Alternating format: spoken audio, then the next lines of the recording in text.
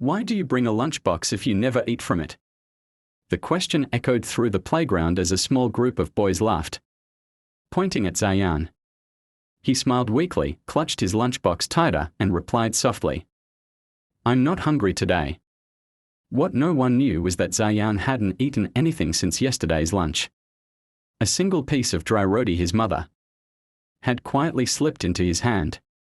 Behind that empty lunchbox lay a story of love so deep it went unnoticed by the world. Zayan was just 8 years old. Small, quiet, and always a little apart from the crowd. He wore his school uniform neatly, though the shirt had faded from white to a light beige, and the buttons never quite matched. Every day, during lunch break, he would walk to the corner of the schoolyard, open his lunchbox slowly and pretend to chew. He'd carefully tilt the box away from anyone's view. He'd sip water between bites as if washing down a hearty meal.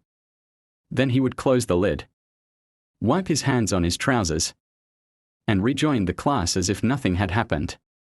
But the truth was, Zayan's lunchbox had been empty for weeks.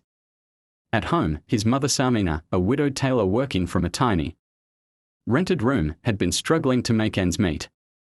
Work was scarce. Meals were skipped.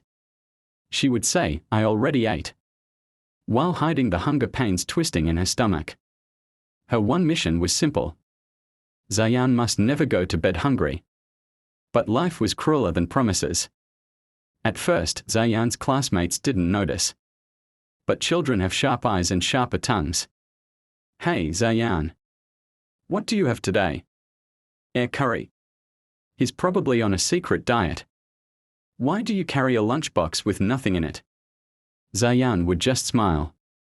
A gentle, almost shy smile. He never answered with anger. His quiet dignity only made the teasing worse. Until one day, someone else noticed. Miss Alina, Zayan's new class teacher, was young, observant, and unusually kind. She had noticed how Zayan always sat apart. How he was alert in class but visibly tired by noon. She had seen the fake chewing routine. That Friday, she decided to stay behind during break time and quietly followed him to his corner. She watched as he opened the lunchbox and stared into it for a long while. There was nothing inside but a folded tissue. No sandwich. No fruit. Not even crumbs. And yet, he raised the tissue to his lips, pretended to take a bite, and smiled. Her heart cracked. After school, Miss Alina called Zayan aside.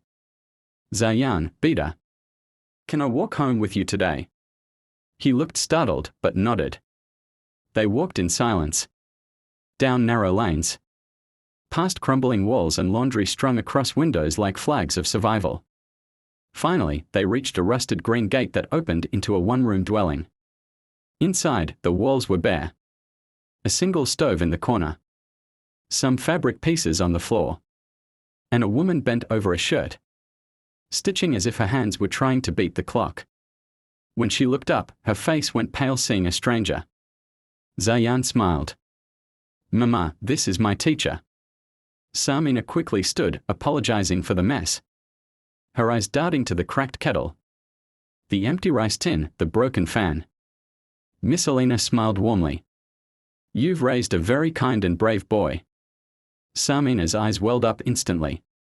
Zayan turned away, pretending not to notice.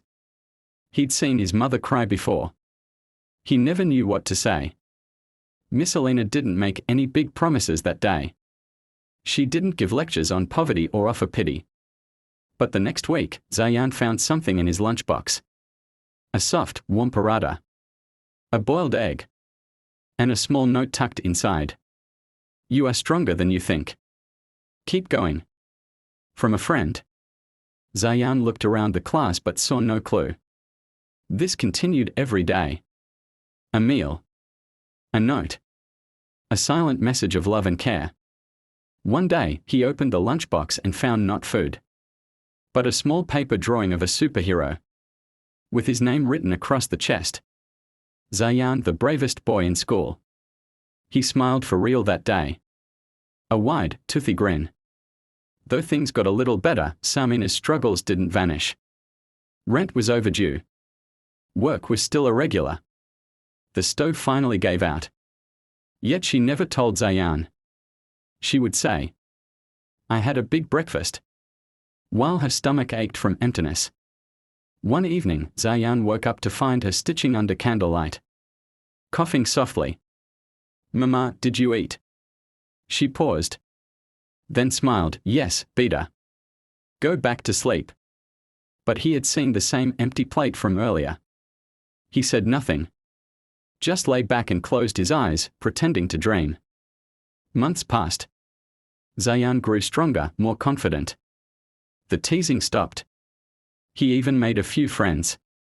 One day, during a school assembly, Miss Alina gave a short speech about heroes.